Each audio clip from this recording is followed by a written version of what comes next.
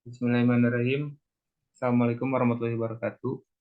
Di sini kami dari kelompok 6 dengan materi tinjauan penegakan hukum terhadap tindak pidana revenge pornografi balas dendam di Indonesia dari kelompok 6. Sebelumnya perkenalkan ada anggota kelompok. Yang pertama ada saya Fahmi Gustiana NPM 20 10067. Yang kedua ada Ariel Natael 19 1000 Yang ketiga ada Farid Haidar ada dengan NPM 20 10 1348. Yang keempat ada Farhan Fadlur Rahman NPM 20 10 236. Yang pertama akan dijelaskan oleh saya, ada latar belakang secara definisi. Revenge porn ada dalam bahasa Indonesia, pornografi balas dendam merupakan tindakan di mana pelaku menyebarluaskan konten pornografi tanpa persetujuan pihak yang ada di dalam video atau foto tersebut dengan maksud balas dendam. Merupakan tindakan di mana pelaku menyebarluaskan konten pornografi tanpa persetujuan pihak yang ada di dalam video atau foto tersebut dengan maksud balas dendam, kecemburuan, pemerasan, pengancaman, maupun rasa mau kecemburuan, merasa tidak terima tujuan dari pelaku menyebarkan tersebut membuat pihak yang ada di dalam foto atau video bermaksud membuat korban tertindas menyesal dan malu. Selanjutnya di rumusan masalah. Nah, rumusan masalah yang pertama ada bagaimana penegakan hukum untuk permasalahan revenge porn di Indonesia. Yang kedua ada bagaimana cara meningkatkan penegakan hukum dan perlindungan bagi korban revenge porn di Indonesia. Yang selanjutnya dijelaskan oleh Saudara Farid Haidar, waktu dan tempat dipersilakan. Dasar hukum revenge porn di Indonesia. Revenge porn dapat dikategorikan sebagai kejahatan cyber dan kejahatan berbasis gender online atau bisa disingkat KBGO. Dasar hukum positif pornografi balas dendam atau revenge porn di Indonesia yaitu KUHP pasal 282 ayat 1, pasal 45 ayat 1 UU ITE, dan pasal 29 Undang-Undang Nomor 44 Tahun 2008 tentang pornografi.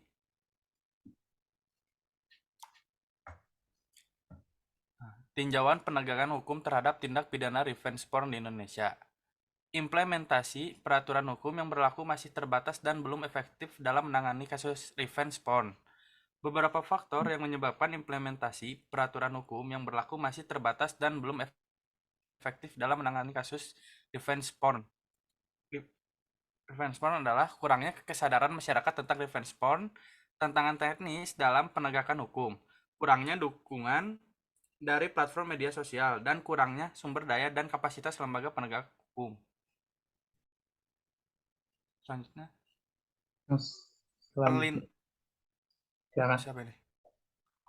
perlindungan hukum bagi korban revenge porn atau pornografi balas dendam. Yang pertama, perlindungan hukum bagi korban revenge porn perlu diperkuat, termasuk dalam hal pendamping korban, pemulihan kerugian, dan upaya pencegahan. Yang kedua, korban revenge porn dapat memperoleh perlindungan hukum dari Undang-Undang ITE dan Undang-Undang Nomor 31 Tahun 2014 tentang perlindungan saksi dan korban. Terima kasih Farid Haidar. Dilanjut oleh Saudara Arya Natel, dipersilakan. Baik, terima kasih. Lalu lanjut ke cara untuk meningkatkan penegakan hukum dan perlindungan hukum bagi korban. Yang pertama ada peningkatan kesadaran masyarakat tentang pentingnya melindungi korban dan menghentikan penyebaran konten surveillance porn merupakan hal yang sangat penting dalam mengatasi fenomena ini. Yang kedua, diperlukan kerjasama yang erat antar lembaga penegak hukum, pemerintah, dan masyarakat untuk meningkatkan efektivitas penegakan hukum terhadap tindak pidana revenge porn dan memberikan perlindungan hukum yang memadai bagi korban. Lalu perlindungan hukum bagi korban perlu diperkuat melalui pendampingan korban, pemulihan kerugian, dan upaya pencegahan. Lalu ada implementasi peraturan hukum yang berlaku perlu ditingkatkan agar lebih efektif dalam menangani kasus revenge porn ini. Lanjut. Lanjut. Nah, dalam rangka meningkatkan penegakan hukum dan perlindungan hukum bagi korban revenge porn, diperlukan upaya komprehensif eh, dan terpadu. Hal ini meliputi peningkatan kesadaran masyarakat, kerjasama yang erat antara lembaga penegak hukum, pemerintah, dan masyarakat, serta penguatan perlindungan hukum bagi korban. Jadi butuh kerjasama antar semua pihak. Dilanjut oleh Saudara Farhan. Oh, silakan. Ya, terima kasih. Eh, Kesimpulan di sini, penelitian ini membahas tentang tindak pidana revenge porn atau pornografi balas dendam di Indonesia yang semakin marak dengan perkembangan teknologi dan era digital. Tujuan penelitian ini adalah untuk menganalisis bagaimana penegakan hukum terhadap revenge porn dilakukan, mengidentifikasi tantangan dalam penegakan hukum, serta mengevaluasi efektivitas langkah-langkah yang telah diambil dalam menangani tindak pidana ini. Dari hasil penelitian, disimpulkan bahwa revenge porn menjadi isu yang mendesak untuk ditangani dengan serius oleh lembaga penegak hukum. Implementasi peraturan hukum terkait revenge porn masih terbatas dan belum efektif dalam menangani kasus-kasus yang ada tersebut. Kurangnya kesadaran masyarakat tentang revenge porn, tantangan teknis dalam penegakan hukum, dan dukungan yang kurang dari platform media sosial menjadi beberapa kendala dalam penegakan hukum. Perlindungan hukum bagi korban revenge porn perlu diperkuat dengan pendampingan, pemulihan kerugian, dan upaya pencegahan. Undang-Undang ITE atau UU ITE tahun 2016 dan Undang-Undang Nomor 31 tahun 2014 tentang perlindungan saksi dan korban memberikan dasar hukum untuk perlindungan korban revenge porn. Tetapi upaya penguatan dan kerjasama dari berbagai pihak masih diperlukan. Undang-Undang Nomor 31 2014 terus untuk meningkatkan penegakan dan perlindungan hukum bagi korban revenge porn diperlukan langkah-langkah berikut. Poin A, meningkatkan kesadaran masyarakat, edukasi dan kampanye tentang bahaya revenge porn serta pentingnya melindungi korban perlu diadakan untuk meningkatkan kesadaran masyarakat. Poin B, kerjasama lembaga penegak hukum, pemerintah, dan masyarakat.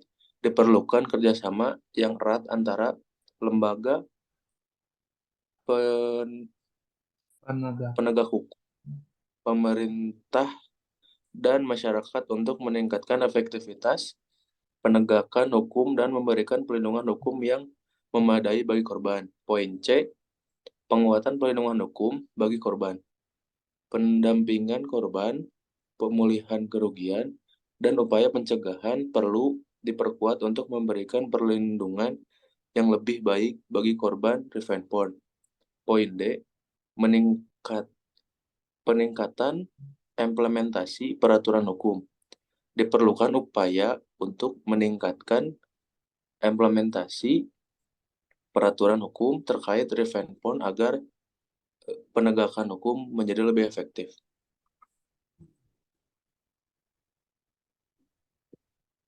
Diharapkan dengan adanya penelitian ini, penguatan penegakan hukum dan perlindungan hukum terhadap revenge porn dapat terwujud, sehingga korban mendapatkan keadilan dan masyarakat dapat lebih sadar